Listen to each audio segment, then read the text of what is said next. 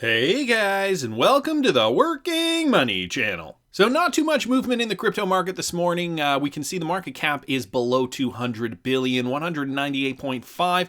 Bitcoin dominant, 66.5, still not really moving much, and altcoins tend to be following the same pattern as Bitcoin. Right now we have Bitcoin trading at 73.05, Ethereum 148, and XRP 0.219 per XRP, just under 22 cents. When you look at the charts, this is Bitcoin on the daily.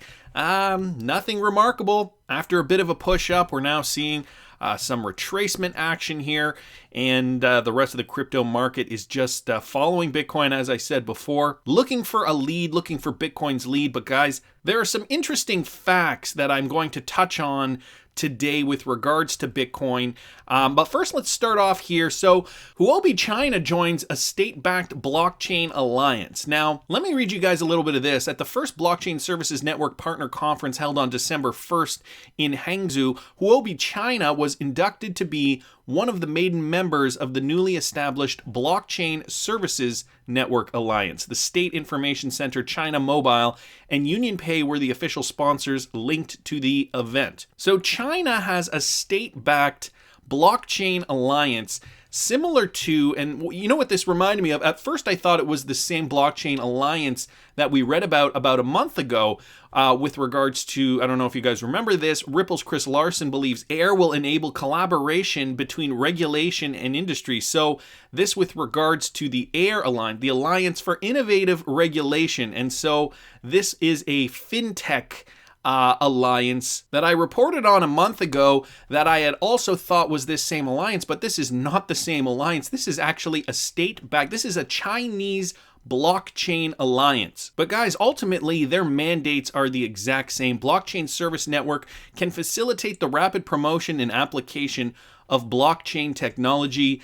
So what does this mean? We have the Western world, we have the United States, obviously looking to, promote blockchain and fintech technology on their side of the globe, and we have China, who has created their own state-backed blockchain alliance, looking to do the same thing with regards to Chinese blockchain advancement, looking to, obviously pour money into that because they see the possibilities and the benefits from that. Is this a race for supremacy in a way? This is an emerging market. This is an emerging space. Blockchain is still relatively new in the grand scheme of things.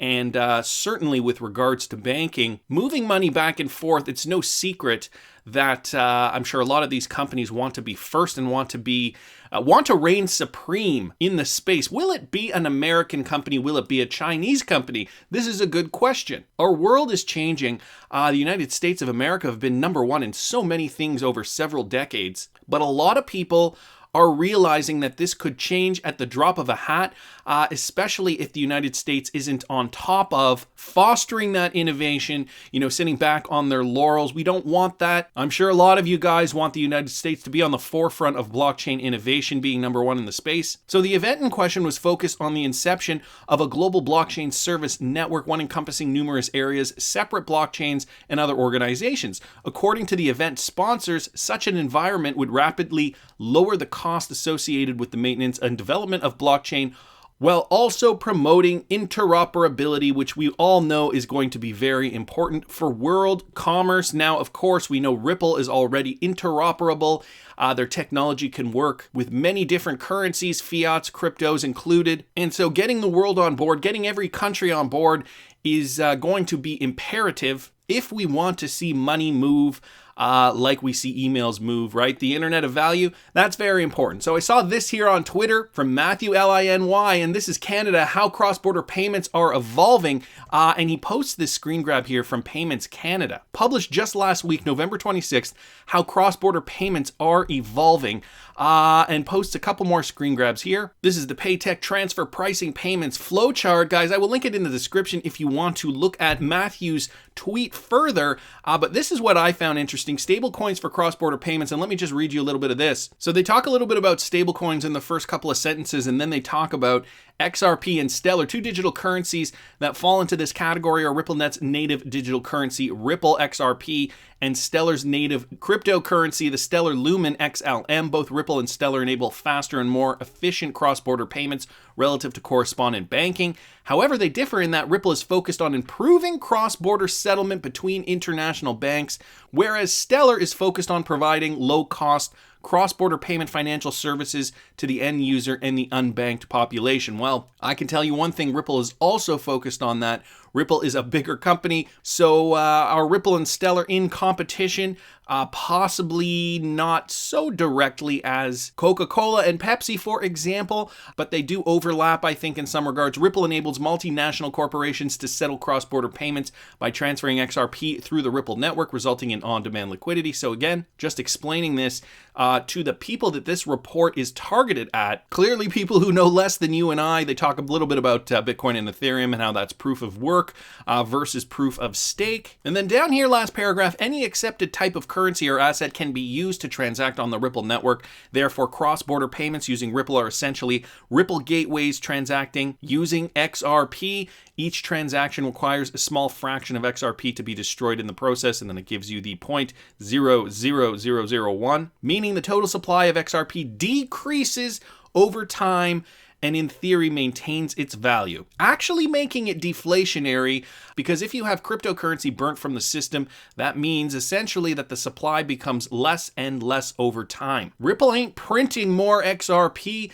They say that 100 billion is all that is going to exist, and then slowly but surely those XRP will be burnt over the network with every transaction that is completed. So interesting report here from Payments Canada. Thanks so much, Matthew Liny, for sharing that with us. I saw this from XRP Crypto Wolf on Twitter. Japanese crypto exchange BitFlyer users can now buy and sell XRP. So this with regards to this exchange here, BitFlyer, recognized as one of the 10 exchanges with real trading volumes by asset, real in quotes, by asset management firm Bitwise, has added trading support for XRP cryptocurrency. Announced Monday, BitFlyer says it has added a new cryptocurrency on its platform after almost 2 years. So they haven't really added much until now. And XRP is the one. The move has been taken as XRP is the second largest cryptocurrency in Japan after Bitcoin in terms of trading volumes, said BitFlyer, citing the latest data from the Japan Virtual Currency Exchange Association. So really great.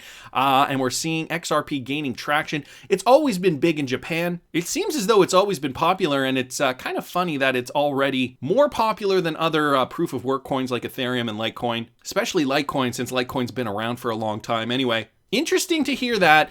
And then I saw this guy. So are hodlers insane or what? Okay, we're all hodlers here. This is talking about Bitcoin because they have the numbers for Bitcoin, but I have a feeling that we can extrapolate some of this information and apply it to either XRP or some other cryptocurrencies, because we all know there are a lot of people here who got into cryptocurrencies in the last bull run and have likely not relinquished them yet. So hodlers are insane. 64% of Bitcoin supply has not moved since 2018, okay? Very, very, very interesting. Over 60% of the total Bitcoin in circulation has not left its wallets in more than a year, highlighting demand among investors. That was the conclusion of analyst Rhythm, who uploaded statistics about the Bitcoin network activity on December 2nd, okay?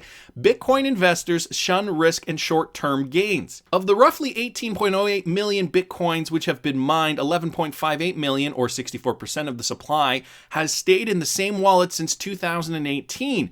The figure is striking, as during the time the BTC USD expanded from 3,100 last December to 2019 highs of 13,800 just 6 months later. So what they're saying is that profit takers, or at least 64% of them, just didn't take profit, even when they saw it increase from about $3,000 to almost $14,000 per BTC.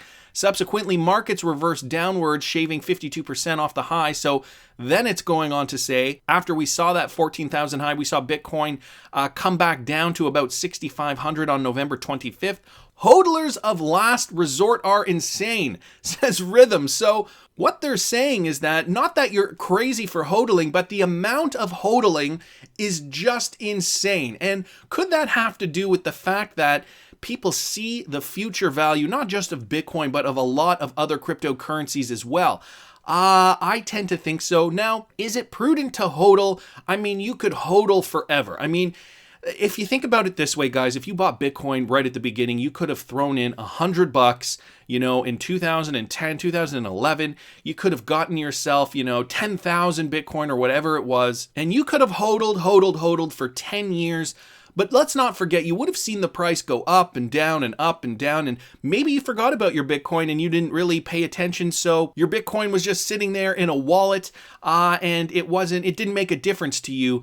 But if you're looking at the charts every day, and you're seeing your Bitcoin go up from $100 to, $1,500 and then right back down to $300 in 2013 or whenever that was, and then go up again in 2017 to 20,000, coming right back down to 3,000, and you're hodling, that takes a gut of steel. And so what he's saying is that most people would take profits after seeing these kinds of gains. And what we've seen since 2018 is that 64% of people are still hodling their Bitcoin. I can only imagine what the numbers are for other cryptocurrencies like XRP. Essentially, though, what they're suggesting is that hodlers see the difference between Bitcoin and fiat currency. They consider fiat currency easy money, and this is a currency that can have its supply manipulated and that fits into an economic system that incentivizes spending and borrowing while discouraging saving. Whereas they see Bitcoin to exhibit what's called low time preference, economically saving for the future, understanding that it is more profitable to be holding it and rather than using it to purchase as much as possible as soon as possible. So really, really interesting statistics here on hodlers versus, shorter term traders. Now, I remember seeing this and I'm glad I found it again. Mr. BXRP put up a survey here on Twitter which describes you and your current XRP strategy. Accumulating all I can, wishing I had money to buy, hodling what I have, I am out or will be soon. And guys, you could see where I voted here, accumulating all I can at 43%, wishing I had money to buy at 22%, hodling what I have at 30%.